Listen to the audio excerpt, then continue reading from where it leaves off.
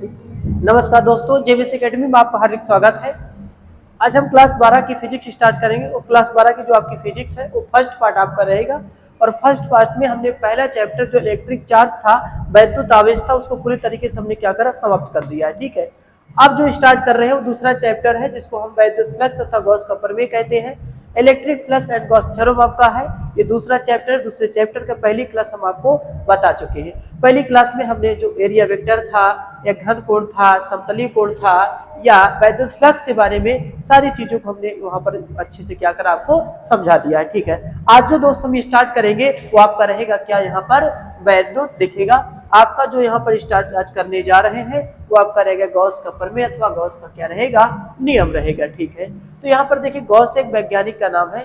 उन्होंने क्या बताया और क्या समझा, क्या बताया, उन्होंने कहा कि जैसे इन्होंने कहा, देखिए गॉस का प्रमेय में कि गॉस का प्रमेय अथवा गॉस का नियम, गॉस लॉ या गॉस रूल होता है। ठीक है, इनका कहना क्या है कि जैसे कोई बंद पृष्ठ हो, देखिए इनका नियम जो लगेगा, क्या लगेगा, बंद पृष्ठ के लिए लगेगा। ठीक है, जैसे कोई बंद पृष्ठ हो और उसमें क्या स्थित एक आवेश हो। ठीक है, आवेश क्या हो, स्थित हो। तो इनका कहना है कि जर्मन के वैज्ञानिक थे कार्ल फ्रेडरिक गॉस के नियम के अनुसार, इनका एक पूरा नाम है दोस्त। ठीक है, इनका ये पूरा नाम है, इनका नाम हमने यहाँ पर पूरा क्या किया है, लिख दिया है। ठीक है, कि कहाँ के वैज्ञानिक थे, जर्मन के वैज्ञानिक थे कार्ल फ्रेडरिक गॉस के नियम के अनुसार किसी बंद पृष्ठ से गुजरने वाला वैद्युत फ्लक्स फाई ई उस पृष्ठ से परिबद्ध कुल आवेश, यानी पृष्ठ से परिबद्ध मतलब पृष्ठ से पूरी तरीके से घिरा होना चाहिए। परिबद्ध का मतलब पूरी चारों तरफ से घिरा होना चाहिए।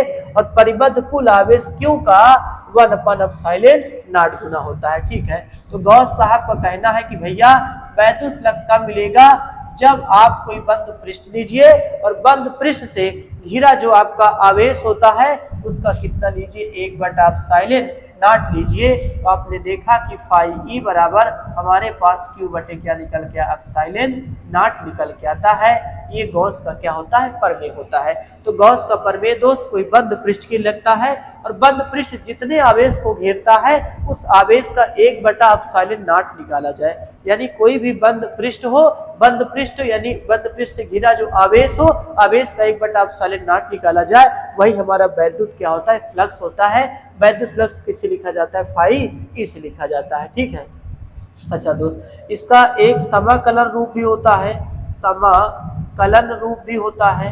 अगर समाकलन रूप में अगर देखें, समाकलन रूप में अगर देखें, जो फ्लक्स का मान होता है फाई इंटीग्रेशन बंद पृष्ठ के साथ वेक्टर ई डॉट वेक्टर क्या होता है, डी होता है। ठीक है, ये अगर आपका गॉस का प्रमेय अगर पूछा जाता है तो गॉस साहब ने क्या करा था, जैसे यहाँ पर ये बंद पृष्ठ का समाकलन होता है, इसको हम बंद पृष्ठ का क्या कहेंगे, बंद पृष्ठ का क्या है, समाकलन है। इसको बंद पृष्ठ का समाकलन के नाम से इसको जाना जाता है। ठीक है, ये बंद पृष्ठ का क्या होता है, समाकलन होता है, यानी पूरी आकृति को घेर के रख के समाकलन कर रहा है। ठीक है, तो गॉस साहब ने ये भी कहा कि जैसे कोई आवेश का 1/ε नॉट वो फ्लक्स के बराबर होता है, वैसे कोई बंद पृष्ठ हो उसका विद्युत क्षेत्र या वेक्टर का मल्टीप्लाई भी हमें क्या मिल जाता है, फ्लक्स मिलता है। ठीक है, तो आप ये और ये समीकरण से अगर यहाँ पर आप विचार करना चाहें तो आप ये भी बोल सकते हैं कि फाई ई बराबर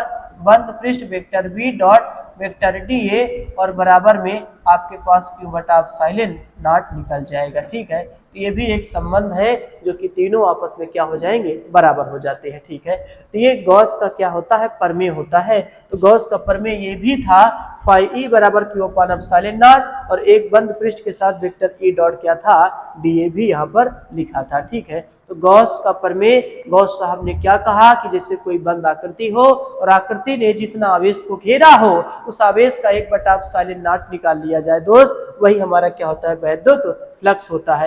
ये वैद्युत फ्लक्स अगर समाकलन रूप से पूछा जाता है तो फाई ई बराबर बंद पृष्ठ वेक्टर ई डॉट आप क्या बताएंगे, डी ए बताते हैं, जहां ये आपका बंद पृष्ठ का समाकलन होता है। उसके बाद गॉस का प्रमेय जो होता है अनिश्चित आकृति तथा बंद पृष्ठ के लिए होता है तो यहाँ पर मैंने नोट करके लिखा है, आपको लिखना पड़ेगा, ठीक है।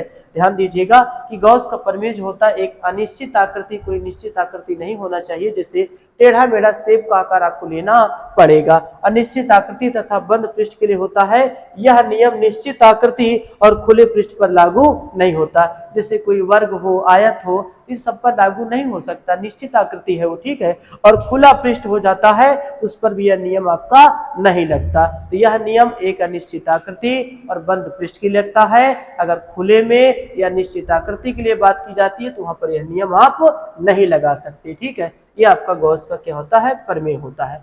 चलिए अब गॉस के प्रमेय का हम यहाँ पर निगमन देखेंगे, प्रूफ ऑफ गॉस लॉ देखा यहाँ पर जाएगा। तो गॉस के प्रमेय में सबसे पहले आपको क्या करना है, कैसे कोई भी आपको बंद एक आकृति यहाँ पर पकड़ना है, ठीक है।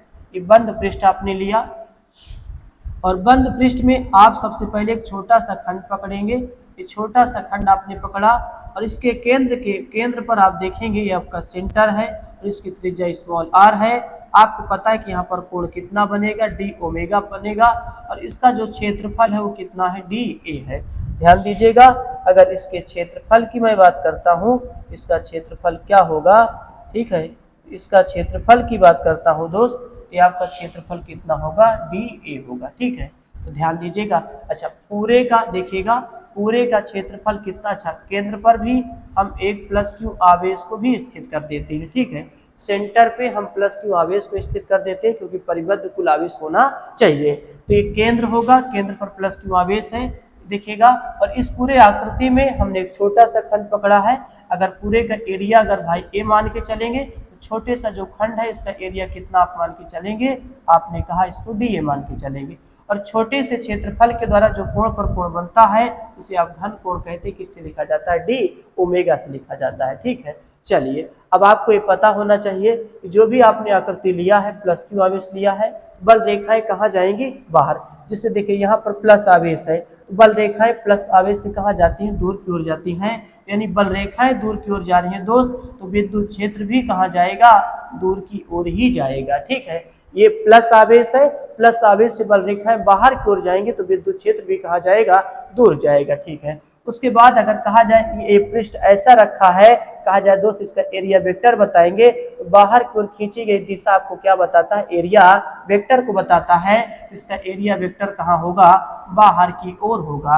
अब कहेंगे बताइए इन दोनों के बीच में कोण कितना बना, कहेंगे साहब ये तो दोनों एक दूसरे समांतर हैं। अगर दोनों एक दूसरे के समांतर हैं तो थीटा बराबर कितना पुट करेंगे, 0 अंश रखा जाएगा, ठीक है। तो ये हमारा बंद पृष्ठ हो जाता है। बंद पृष्ठ में हमने एक छोटी सी आकृति पकड़ा है और यहाँ पर सेंटर पर प्लस क्यू आवेश रखा है। छोटे से क्षेत्रफल के द्वारा जो कोण पे बनता है उसे घन कोण कहते हैं और इसकी त्रिज्या कितना है, स्मॉल r माना है, ठीक है। इसकी त्रिज्या स्मॉल r मैंने मान के चला है, इसकी त्रिज्या स्मॉल r मान के चला है, ठीक है। चलिए और उसके बाद आपने देखा कि प्लस आवेश है, बल रेखाएं बाहर जाएंगे तो विद्युत क्षेत्र बाहर है। इसका एरिया ऐसा होगा, इसका एरिया वेक्टर बाहर, दोनों के बीच थीटा बराबर कितना होगा, 0 अंश होता है, ठीक है। चलिए इसको प्रूव करके आपको दिखाते हैं। यहाँ पर मैंने लिखा है कि माना हमने एक गोलियन गॉसियन पृष्ठ की कल्पना की है, ठीक है, कि एक गोली गॉसियन पृष्ठ के केंद्र पर प्लस क्यू आवेश स्थित है और गोले की त्रिज्या स्मॉल r है तथा गोले के लघु क्षेत्रफल dA से होकर जाने वाला वैद्युत फ्लक्स होगा, ठीक है।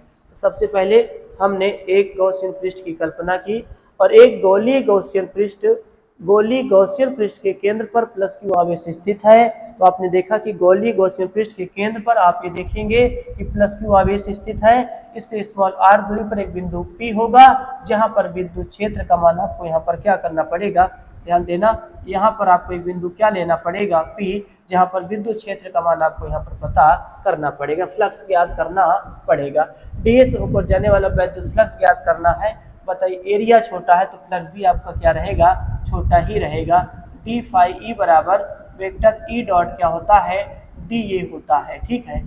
तो आपको पता है कि d फाई ई बराबर, आप देखेंगे कि आपको पता होना चाहिए दोस्त कि अगर वेक्टर a डॉट, मैंने बार बार आपको बताया, b रहे, इसका फार्मूला ए बी कॉस क्या आता है, थीटा निकल के आता है। तो यहाँ पर ई डी ए और आपके पास कितना निकल के आएगा, कॉस थीटा निकल के आएगा। और आपको पता है कि इन दोनों के बीच कोण कितना है, 0 अंश है। तो यहाँ पर आप कितना रखेंगे, ई डी ए, और आपके पास कितना आएगा 0 अंश आएगा, 0 अंश। और cos 0 अंश का मान कितना आता है, तो आपका जवाब होगा कि cos 0 अंश का मान कितना आता है, ई डी ए आता है। cos 0 अंश का मान कितना आएगा 1, तो यहाँ पर ई डी ए हो जाता है। ठीक है, चलिए उसके बाद दोनों तरफ हम क्या करते हैं, समाकलन करते हैं। ठीक है, देखिए समाकलन करेंगे तभी हम फ्लक्स का मान यहाँ पर ज्ञात कर पाएंगे। तो यहाँ पर लिखते हैं कि दोनों तरफ समाकलन करने पर, दोनों तरफ समाकलन करने पर, ठीक है, तो हम दोनों तरफ समाकलन करते हैं। समाकलन जब करेंगे तो इंटीग्रेशन बंद पृष्ठ के साथ करेंगे और डी फाई ई होगा, इंटीग्रेशन बंद पृष्ठ, और आपके पास क्या आएगा, ई डी आएगा। ठीक है, उसके बाद दोस्त यहाँ पर आप ये देखना चाहेंगे। ठीक है, अच्छा ये डी फाई ई का कितना आता है, आपका जवाब होगा कितना आएगा, फाई ई आएगा, और ई को बाहर कर देंगे, इंटीग्रेशन बंद पृष्ठ के साथ डी आता है, तो यहाँ पर फाई ई बराबर आपके पास क्या आ जाएगा, ई, और डी ए का समाकलन कितना आता है, ए आता है। इसको आप अभी क्या मान के चलेंगे, 1 मान के यहाँ पर चलते हैं। ठीक है, आप क्या मान के चलेंगे, आप कहेंगे 1 मान के हमने यहाँ पर चला है। ठीक है, इस तरीके से फ्लक्स की वैल्यू बराबर ई इंटू क्या निकला, 1 निकला। ठीक है, तो सबसे पहले आपको लिखना है कि हमने एक गोली गॉसियन पृष्ठ की कल्पना की है। ठीक है, और गोली गॉसियन पृष्ठ के केंद्र पर प्लस क्यू आवेश स्थित है। ठीक है, और गोले की त्रिज्या क्या है, स्मॉल आर है। जो भी आपने गॉसियन पृष्ठ की कल्पना की उसके सेंटर पर हमने प्लस क्यू आवेश रखना, इस बात को लिखना पड़ेगा। और गोले की त्रिज्या स्मॉल आर है तथा गोले के लघु क्षेत्रफल डी से होकर जाने वाला वैद्युत फ्लक्स, तो आपने देखा कि डी फाई ई बराबर वेक्टर ई डॉट डी है। देखिए पहली क्लास में मैंने बताया कि फ्लक्स कब मिलता है, जब विद्युत क्षेत्र एरिया वेक्टर का आप मल्टीप्लाई करते हैं तब। और ध्यान देना वो तो बड़े के लिए धमाका था, अगर छोटे के लिए चाहते हैं तो छोटा भी आपको मल्टीप्लाई करना पड़ेगा। और E dot D E D cos theta होता है, थीटा की वैल्यू 0 होगा, का 0 का मान 1 होता है। दोनों तरफ समाकलन करेंगे तो आप ई बाहर कर देंगे, डी ए कितना आएगा, ई आएगा। ठीक है, आपने यहाँ पर ये चीज यहाँ पर क्या करा, लगा दिया। ठीक है, उसके बाद यहाँ पर आप ध्यान से देखिएगा, अभी हम क्या करते हैं, आपको पता है कि प्लस क्यू आवेश से, ध्यान दीजिएगा, प्लस क्यू आवेश से, यहाँ पर देखिए प्लस क्यू आवेश से स्मॉल आर दूरी पर,